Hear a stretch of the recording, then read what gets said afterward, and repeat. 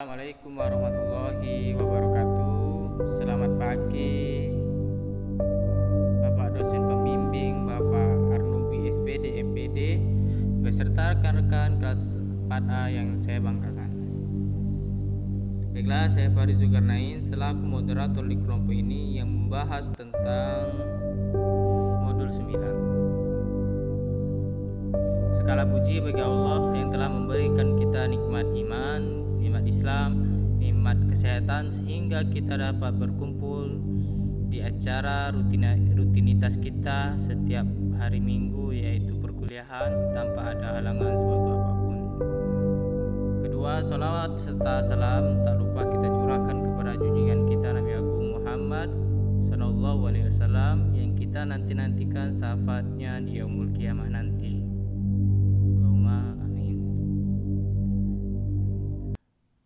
Sesuai dengan agenda kita pada pagi hari ini, acara yang pertama adalah pembukaan, acara yang kedua pemaparan materi, acara yang ketiga sesi tanya jawab, acara yang keempat penutup.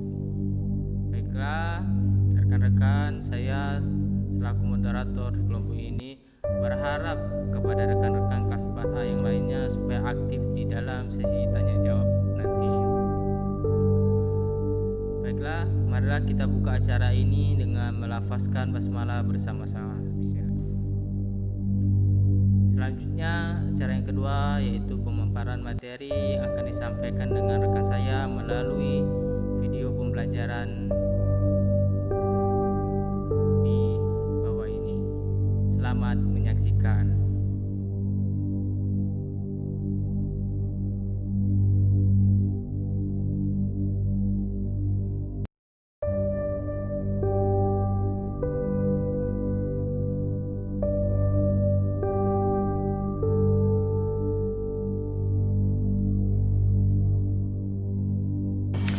Kegiatan belajar 1. Model pembelajaran PKN tematis di kelas 1, 2, dan 3 SD atau MI.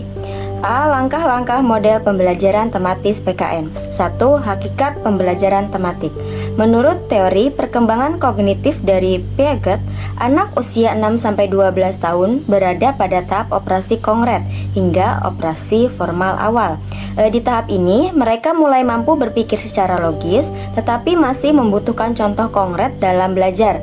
Selain itu juga, dalam kehidupan sehari-hari, lingkungan anak masih berkisar pada rumah, sekolah, dan masyarakat di sekitarnya. Pembelajaran tematik membantu menghubungkan pembelajaran dengan lingkungan nyata mereka. Di tingkat SD dan MI, kurikulum dibagi menjadi 2 bagian. Kelas 1 hingga 3 menggunakan pembelajaran tematik yang tidak memisahkan mata pelajaran secara formal. Sedangkan kelas 4 hingga kelas 6 mulai menggunakan pembelajaran berbasis mata pelajaran seperti matematika, sains, dan bahasa secara terpisah. Dan apa sih pembelajaran tematik itu? Jadi, pembelajaran tematik adalah pembelajaran terpadu di mana satu tema tertentu dijadikan pusat dari kegiatan belajar. Tema ini menjadi penghubung beberapa mata pelajaran sekaligus. Misalnya dalam tema lingkungan, anak-anak bisa belajar bahasa Indonesia, IPA, IPS sekaligus melalui berbagai aktivitas yang berhubungan dengan lingkungan. Tujuan utama pelajaran tematik adalah agar anak ini dapat mengembangkan potensi secara alami sesuai dengan usianya. Pendekatan ini juga membantu pembelajaran lebih relevan dan utuh, serta membantu siswa menghubungkan pembelajaran dengan kehidupan sehari-hari. Terdapat kelebihan pada pembelajaran tematik ini. Jadi pembelajaran tematik ini memiliki banyak keunggulan karena materinya relevan dan dekat dengan kehidupan siswa. Pembelajarannya menjadi lebih menyenangkan. Siswa juga lebih mudah mengingat pelajaran yang bermakna bagi mereka. Selain itu, pembelajaran tematik membantu siswa ini mengembangkan keterampilan berpikir, bekerja sama, dan memahami ide-ide dari orang lain. Tema juga mempunyai peran dalam pembelajaran. Tema sendiri berfungsi untuk membantu siswa memusatkan perhatian dan memahami materi dengan lebih mendalam. Tema juga memungkinkan guru untuk menghubungkan materi antar mata pelajaran dalam satu konteks yang sama. Contohnya tema lingkungan bisa mencangkup pembelajaran tentang kebersihan, ekosistem, dan pengelolaan sampah yang semuanya relevan dengan pengalaman siswa sehari-hari. Jadi secara keseluruhan, pembelajaran tematik sangat sesuai untuk anak-anak di SD atau MI. Dengan belajar secara terpadu, anak-anak dapat memperoleh pengalaman belajar yang lebih holistik dan bermakna. Pendekatan ini juga mendukung perkembangan keterampilan sosial dan berpikir yang penting untuk perkembangan mereka. Assalamualaikum warahmatullahi wabarakatuh. Di sini saya akan melanjutkan memaparkan materi yang kedua, yaitu langkah-langkah pembelajaran tematik. Secara umum, langkah-langkah pembelajaran tematik antar mata pelajaran yaitu sebagai berikut. A. Mempelajari kompetensi dasar pada kelas dan semester yang sama dari setiap mata pelajaran. B. Memilih tema yang mempersatukan kompetensi-kompetensi tersebut untuk setiap kelas dan semester. C. Membuat matrik atau bagan hubungan kompetensi dasar dengan topik atau tema. D. Membuat pemetaan pembelajaran tematik dalam bentuk matrik atau jaringan tema. E. Menyusun silabus berdasarkan matrik atau jaringan tema pembelajaran tematik. F. Menyusun rencana pembelajaran tematik. Berdasarkan langkah-langkah tersebut, kita bisa mengadakan kompetensi dasar yang tidak bisa dikaitkan dalam pembelajaran tematis, hendaknya dibuat silabus tersendiri. Pandangan lain dikemukakan oleh Diah Sriwilujeng 2006 yang mengajukan 6 langkah tematik antar mata pelajaran di SD atau di MI, yakni sebagai berikut. A. Membuat atau memilih tema. B. Melakukan analisis indikator, kompetensi dasar dan hasil belajar yang sesuai dengan tema dan membagi alokasi waktu. C. Melakukan pemetaan hubungan kompetensi dasar indikator dengan tema. D. Membuat pengelompokan jaringan indikator. E.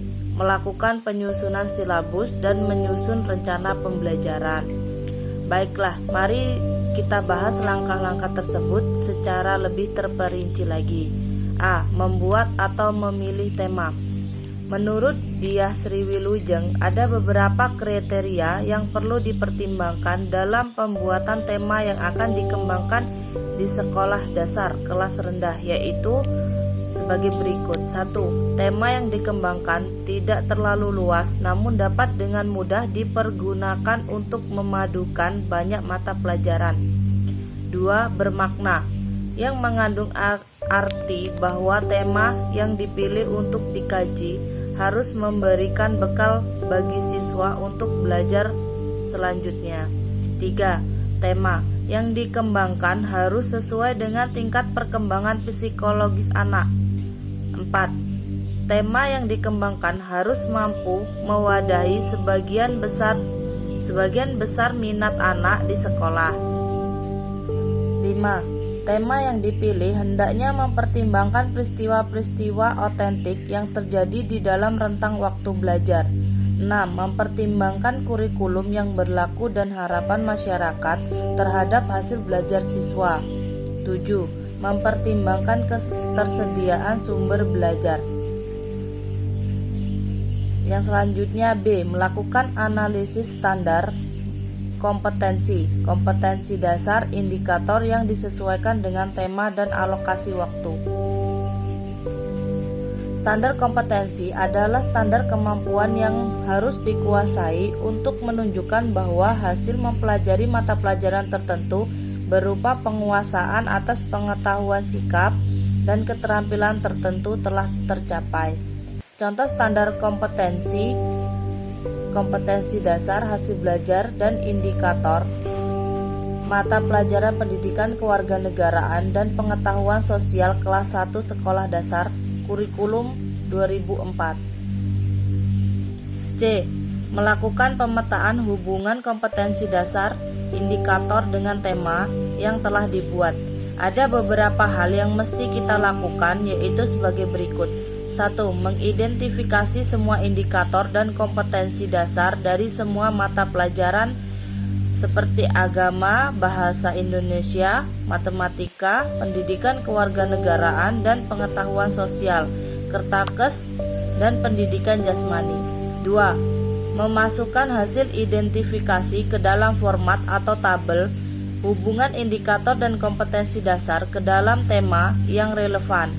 3. Jika ada indikator dan kompetensi dasar yang tidak bisa dimasukkan ke dalam suatu tema, maka indikator dan kompetensi dasar tersebut dibuatkan atau dicarikan tema khusus dan disajikan tersendiri, baik oleh guru kelas maupun oleh guru mata pelajaran, atau terutama indikator dan kompetensi dasar agama dan pendidikan jasmani. D. Membuat pengelompokan jaringan indikator. Dalam langkah ini, guru memasukkan semua indikator yang telah diidentifikasi ke dalam jaringan indikator. C. Melakukan penyusunan silabus. Bentuk silabus yang digunakan guru bersifat fleksibel. Guru dapat menggunakan ke bentuk format ke samping atau matrik atau bentuk deskripsi. Baiklah, di sini lanjutkan di KB2 model pembelajaran PKN tematis di SD. Nah, di sini model pembelajaran tematis di SD itu yang pertama adalah model whiteboard, di mana model whiteboard ini sering disebut dengan jaring laba-laba. Model whiteboard adalah model pembelajaran yang digunakan untuk mengajarkan tema tertentu yang berkecenderungan dapat disampaikan melalui beberapa mata pelajaran. Dalam pengaplikasian model tematik ini ada beberapa tahapan. Yang pertama yaitu kegiatan, yaitu tahapan perencanaan, pelaksanaan, dan penilaian. Itu. Model konektor atau berhubungan degradasi anggapan bahwa butir-butir pembelajaran dapat dipayungkan pada induk mata pelajaran tertentu. Misalnya butir-butir pembelajaran ideologi Pancasila, hukum, dan ketatanegaraan atau materi tentang hak dan kewajiban, ketertiban, demokrasi dapat dipayungkan pada mata pelajaran PKN. Kemudian yang C ada model integrate. Model integrate itu merupakan model paduan sejumlah tema atau topik pembelajaran dari mata pelajaran yang berbeda, tetapi esensinya lama dalam sebuah tema atau topik tertentu. Terima kasih banyak kepada rekan saya yang telah menyampaikan materi. Selanjutnya yaitu sesi tanya jawab. Sebelum kita masuk sesi tanya jawab, marilah kita tutup acara ini.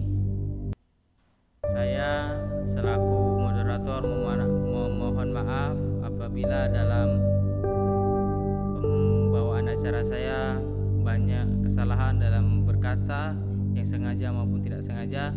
Kepada Allah saya mohon ampun. Wabillahi taufiq wal hidayah. Wassalamualaikum warahmatullahi wabarakatuh.